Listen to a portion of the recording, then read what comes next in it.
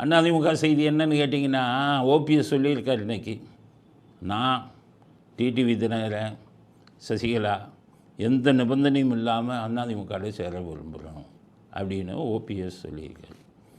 OPS நான் எந்த நிபந்தனையும் இல்லாமல் சேர விரும்புகிறேன்னு சொன்னால் ரைட்டு. டிடிவி தினகரன் சசிகலாவும் அப்படி தான் எந்த நிபந்தனையும் இல்லாமல் சேர விரும்புகிறாங்கன்னு சொல்கிறதுக்கு நீங்கள் யார்? அவங்களும் சொல்லுங்கள். அவர்கள் 2 பேரும் விஷ விதைகளை விதைப்பார்களே அதிமுகவில். நான் தான் கண்ணால் பார்த்துருக்கேனே அதிமுகவில் என்னென்ன நடந்ததுன்னு. அவங்க சார்பில் பேசுகிறதுக்கு நீங்கள் யார்? ஓபிஎஸ்.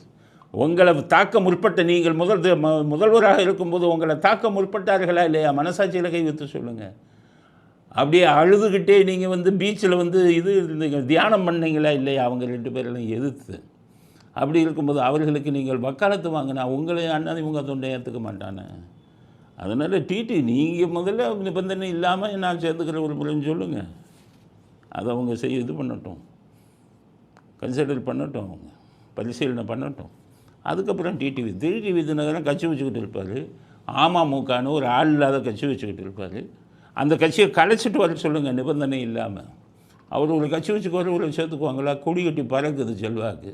ஒவ்வொரு ஓட்டுக்கும் 200 ரூபா 300 ரூபான்னு கொடுத்து கொஞ்சம் 2% 3% ஓட்டு கூட வாங்க முடியலை.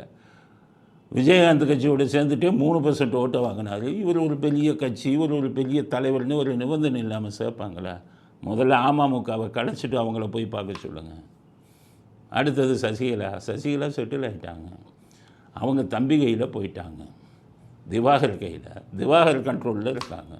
பொம்மை மாதிரி வராங்க போகிறாங்க. எந்த அதிகாரமும் அவர்களுக்கு இல்லை. பொருளாதாரத்திலே எதையும் செய்யக்கூடிய நிலையில் அவங்க இல்லை. அவங்க அது கட்சியை விட்டு அரசியலை விட்டு விலகிறது தான் கரெக்டு.